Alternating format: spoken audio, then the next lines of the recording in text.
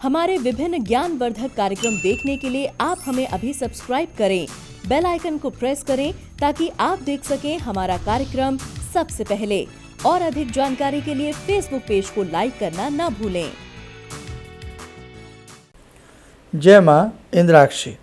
इंद्राक्षी धाम में दर्शकों आप सभी का हम हार्दिक स्वागत करते हैं। आज के दिन जिन जातकों का जन्म दिवस है, मैरिज एनिवर्सरी है, उन सभी को हमारी तरफ से बहुत बहुत शुभकामनाएं। कुछ ऐसी पूजाएं जीवन में होती हैं जो हमारे जीवन को बदल देती हैं। कुछ ऐसा जलाभिषेक हमारे जीवन में होता है जो हमारे जीवन को बदलाव में ले जाता है। बात करेंगे, उससे पहले आज का पंचांग देखते हैं। 23 जुलाई दिन गुरुवार, सन 2020, श्रावण मास, शुक्ल पक्ष, संवत 2077, तिथि तृतीया, नक्षत्र मघा, राहु काल 1:30 से 3, दिशा शूल दक्षिण दिशा। सावन का महीना है और इस वक्त हम रिकॉर्डिंग कर रहे हैं आपके लिए। बहुत तेज़ बरसात भी हो रही है, बहुत तेज़ बरसात हो रही है। बस आपको दिखा नहीं सकते, लेकिन बरसात बहुत तेज़ हो रही है। सावन में नहीं होगी तो कब होगी, है ना। तो आइए अब हम बात को शुरू करते हैं। पीपल की पूजा करना। पीपल की पूजा करने से शनि प्रसन्न होते हैं। जी हाँ, और पीपल की पूजा करने से हनुमान जी भी प्रसन्न होते हैं। मालूम है आपको, दोनों देव प्रसन्न होते हैं पीपल की पूजा करने से। और जैसे अब शनि, जिनके जन्मांक में शनि कमज़ोर हो, शनि की ढैया हो, शनि की साढ़े सती हो, या आपकी हथेली में फेट लाइन जिसको कहते हैं शनि रेखा, सैटर्न लाइन कमज़ोर हो, तो ऐसे लोगों को पीपल सींचना चाहिए। अब द्रव्य क्या क्या लें बता चुका हूँ, फिर सुन लें। द्रव्य क्या क्या लें? जल ले लें। जल में 2 लौंग डालें, थोड़ा 1-2 चम्मच गंगा जल डालें, काला तिल डालें, 1-2 चम्मच दूध डालें कच्चा विदाउट बॉयल, और उसमें मीठा डालें। शक्कर हो देसी गुड़ वाली तो ज़्यादा अच्छी बात है। ये सारा मिश्रण बना करके शनिवार की सुबह चले जाएं, एक सरसों के तेल का दीप ले जाएं और वहाँ पीपल के मूल में ओम शनै नमः, ओम शनै नमः बोलते हुए डाल दीजिएगा, चढ़ा दीजिएगा। आप संभव हो मुख पश्चिम की दिशा में हो आपका, तो बहुत अच्छी बात है। हर शनिवार ऐसा 11 शनिवार कर लें, बंद कर दें, फिर कभी 11 या 7 शनिवार कर लें। जब जब आपको लगे कि शनि आपके कमज़ोर है, दशा में, महादशा में, अंतर में, प्रत्यंतर दशा में, या शनि का कोई ऐसी दिक्कत है, तो आप ये उपाय करिए। बहुत सिंपल है, आपको बहुत अच्छा लाभ मिलेगा। और यदि शनिवार की शाम को पीपल के नीचे बैठ कर के 5 बार हनुमान चालीसा का पाठ किया जाए तो क्या कहने। जी हाँ, पीपर पात सरिस मन डोला। पीपल के पत्ते पत्ते से राम की आवाज़ आती है। तो पीपल के नीचे खड़े होकर के जो 108 बार प्रतिदिन जय श्री राम का जप करता है, अनेकों मुरादें पूरी होती हैं।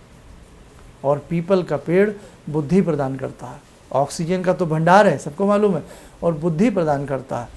बड़े बड़े संतों ने पीपल के नीचे बैठ कर के मोक्ष प्राप्त किया है, आपको मालूम ही है ना। तो पीपल का पेड़ अपने आप में चमत्कारिक होता है। अब फिर उनकी बात करूँगा कि जो मजाक उड़ाते हैं, आइए अब उनको लंबे हाथ लेते हैं। क्यों ना लें, जब वो हमारी कटाक्ष करते हैं। हम कटाक्ष नहीं कर रहे, हम सिर्फ उनको समझा रहे हैं, और उनसे ज़्यादा हम उनको समझा रहे हैं जो उनकी बातों से डर जाते हैं। क्या समझाएं? पीपल एक वनस्पति है, और पीपल की किसी भी वनस्पति की खुराक क्या है? जल है। जल क्या है? जीवन है। हर क्रिएचर को जल चाहिए। तो मैं उन भाईजान से पूछता हूँ कि अगर हम पीपल में जल दे दें, किसी वृक्ष में हम जल दे दें, तो बुरा क्या है? अंधविश्वास छोड़ दीजिए, बुरा क्या है? तो आप ये कहेंगे नहीं नहीं नहीं, बुरा तो कुछ भी नहीं है, आप दे दीजिए। तो भाई साहब फिर आफत क्या है? फिर प्रॉब्लम क्या है? दिक्कत क्या है? समझे आप? हमारे साधु जितने भी हैं, हमारे जितने भी साधक हैं, तो इसीलिए बहुत लोग हमें नीचा दिखाने की कोशिश करते हैं कि अरे आप अच्छे आदमी हैं, आप पता नहीं किस किस चीज़ की पूजा करते हैं। अरे ऑक्सीजन के एक सिलेंडर के लिए मारामारी हो जाती है, ऑक्सीजन ना मिले तो प्राणों पर बनाती है। और वो वृक्ष जो ऑक्सीजन का भंडार हो, उसकी पूजा कर लें तो कौन सी बड़ी बात है। शनि को छोड़ दीजिए आप, अगर हम ऐसे वृक्ष की पूजा भी कर लें तो कौन सी आफत आ जाती है। बताइए हम क्या बुरा कर रहे हैं। तो इसीलिए देखो, किसी के ऊपर आक्षेप लगाना बहुत आसान है, लेकिन वो व्यक्ति उसकी पूजा कर रहा है, वो व्यक्ति उसकी साधना कर रहा है, वो उसके मन से पूछो। इसलिए कई दिन हो गए मुझे इस टाइप की आप लोगों से बातें करते करते। क्यों? जब मैं आपको समझाता हूँ ना तो आप उन्हें समझाते हैं, या आपके शब्दकोश में कुछ शब्द बढ़ जाते हैं। तो इसलिए शनि प्रबल करना हो, भाग्य को प्रबल बनाना हो, पीपल को जरूर सींचिए, पीपल को सींचिए, बरगद को सींचिए। बरगद का पेड़, बैनियान ट्री, बहुत अच्छा होता है बरगद के पेड़ को भी सींचना। बिल्व वृक्ष को सींचिए और अपने जीवन में 5 वृक्ष जरूर लगाइए। कहाँ कहाँ लगाइए? सरोवर पर, तीर्थ स्थल में, मंदिर में, जैसे बरगद का, पीपल का, और बरगद पीपल के साथ साथ आंवले का, फिर शमी का और बेल का। ये 5 वृक्ष जो अपने जीवन में एक बार लगा करके पाल देता है, उसके जीवन में नौनिहाल हो जाता है। जरूर लगाएं, प्रकृति की शोभा बढ़ती है, पक्षियों का बसेरा प्राप्त होता है और हमारे जीवन में बहुत सुख शांति आती है वृक्षों को लगाने से। तो आप लोग वृक्ष की पूजा करें, वृक्ष लगाएं, प्रकृति की शोभा बढ़ाएं और पुण्य कमाएं। आपके लिए बहुत बहुत अच्छा रहेगा। और दूसरी बात, एक बात और आपसे बता दें हम, बरगद का वृक्ष जो व्यक्ति लगाता है, तो आपको मालूम ही है बरगद की आयु कितनी होती है। बहुत लंबी बरगद की आयु होती है। जब तक वो बरगद का पेड़ धरा पर सीना ताने खड़ा रहता है, तब तक आपको शुभ आशीष मिलता रहता है। यस, आप पीपल का पेड़ लगाएं, शुभ आशीष की प्राप्ति होगी। आप बेल का पेड़ लगाएं। आपको मालूम है, आप जो बिल्व वृक्ष लगाएंगे, उस बेल के फल न जाने कितने लोगों के पेट को शांत करेंगे। बेल का फल वैसे भी पेट के लिए, उदर के लिए बहुत अच्छा होता है। और आपके द्वारा लगाया गया बिल पत्र, उसके जो पत्र होंगे, पत्ते होंगे, वो भगवान शिव के ऊपर चढ़ेंगे, शिव पिंडी के ऊपर चढ़ते रहेंगे। तो कितना अच्छा काम आपने किया। आपने वृक्ष लगाया, पक्षियों को बसेरा मिला, प्रकृति की शोभा बढ़ी, प्रकृति के लिए अच्छा है, बाढ़ भूकंप के लिए अच्छा है। और उनके जो पत्र होते हैं वो भगवान शिव के शीश पर चढ़ते हैं। कितने सारे आपने कार्य किए। और समय समय पर बहुत सारे ऋषि मुनि इन चीज़ों को बताते आए हैं। और अब तो गवर्नमेंट भी कहती है कि भी वृक्ष लगाओ, वृक्षारोपण करो, वृक्षारोपण करो, वृक्षारोपण करो। तो शनि के लिए पीपल का पेड़ लगाना बहुत शुभ होता है। शमी का पेड़ लगाना शनि के लिए बहुत शुभ होता है। तो इन सब चीज़ों को आप लगाएं, बहुत अच्छा आपके लिए रहेगा। अभी आपको बाकी बातें और भी बताएंगे। समय हो चला है ध्यानमाला का। आइए जुड़ते हैं आज की ध्यानमाला में हम भगवान श्री राम से।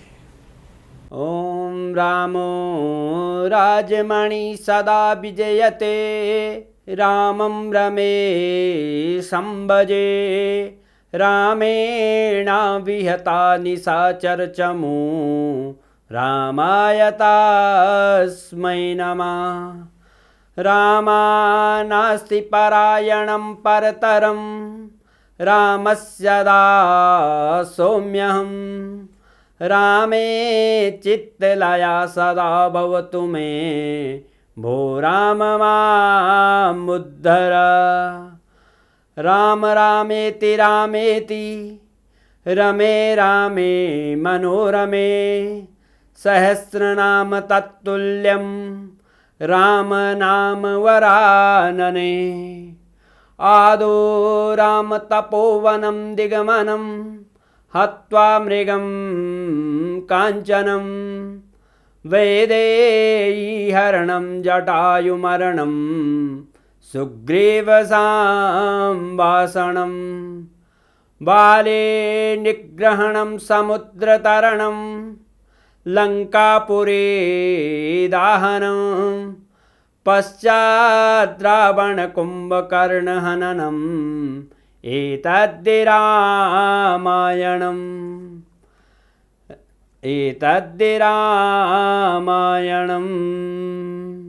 कवच बना लें, ध्यान करें, भगवान श्री राम का आशीर्वाद हम सबके ऊपर बरस रहा है।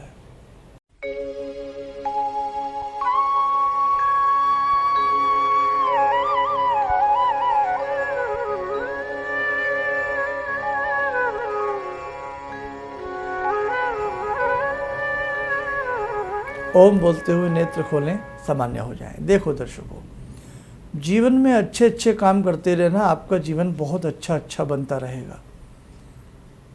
भगवान श्री राम जब वनवास गए तो उन्होंने भी वृक्षों की शरण ली। जी, पंचकुटी सुना आपने? भगवान श्री राम ने पंचकुटी बनाई आम के पेड़ के नीचे। अब आम को क्यों चुना? कभी सोचा भगवान श्री राम ने आम को क्यों चुना? यज्ञ में आम की समिधाएं हम यूज़ करते हैं, लकड़ियाँ, मीठा पेड़ होता है, फल भी आता है। और आम के पेड़ की एक बहुत बड़ी विशेषता क्या होती है? संसार के सभी पेड़ पतझड़ हो जाते हैं, आम के पेड़ पे कभी पतझड़ नहीं आता। आम के पत्ते कभी पतझड़ नहीं होते, है ना? तो वो पेड़ साल भर हरा भरा रहता है, उसकी छाया रहती है। तो देखो कैसे कैसे कैसे हमारे भगवान कितनी बड़ी बड़ी चीज़ों को हम लोगों को दे गए। तो आप मेरे दर्शकों, मेरे साधकों, किसी भी इस प्रकार की अनगढ़ बातों में ना आए। जो बात आपके मन को जचती है, अच्छी लगती है, अच्छे काम सदैव करने चाहिए।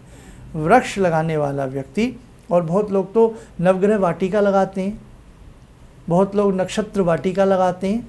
जी हाँ, हर नक्षत्र का पेड़ अलग अलग होता है, हर नवग्रहों में हर ग्रह का पेड़ अलग अलग होता है, उनके वृक्ष लगाते हैं और बहुत पुण्य मिलता है, बहुत ज़्यादा। कभी मैं सोच रहा हूँ कि नक्षत्र वाटिका के बारे में आपको बताऊँ और नवग्रह वाटिका के बारे में आपको मैं विस्तार से बताऊँ। बस कुल मिलाकर कहने का भाव यही है कि शनि पीपल वृक्ष की साधना आराधना करने से बहुत बलवान होते हैं और बहुत प्रसन्न होते हैं। इन्हीं शब्दों के साथ हम अपनी वाणी को विराम देते हैं। जय मां इंद्राक्षी। मेरी बहुत दिन से दिली इच्छा थी कि आप जैसे कोई मुझे धर्मात्मा पर महापुरुष मिलें और मैं वहाँ जाके जुड़ के और देश समाज से के लिए कुछ कर पाऊँ। कई चीज़ें हैं समाज में, समाज सेवा में भी मन में वो शांति नहीं मिली। जैसे आप समझ सकते हैं कि बहुत सारी गड़बड़ियाँ भी रहती हैं। आज का अनुभव यही है कि मुझे आस लगता है कहीं सही रास्ता मिल गया है, सही मंजिल मिल गई है। जो मैं करना चाहती थी शायद अब मैं कर पाऊँगी।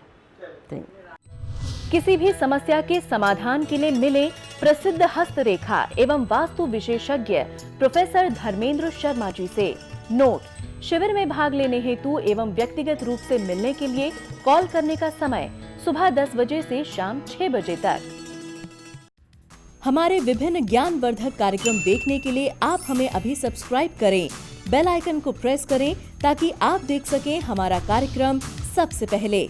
और अधिक जानकारी के लिए फेसबुक पेज को लाइक करना ना भूलें।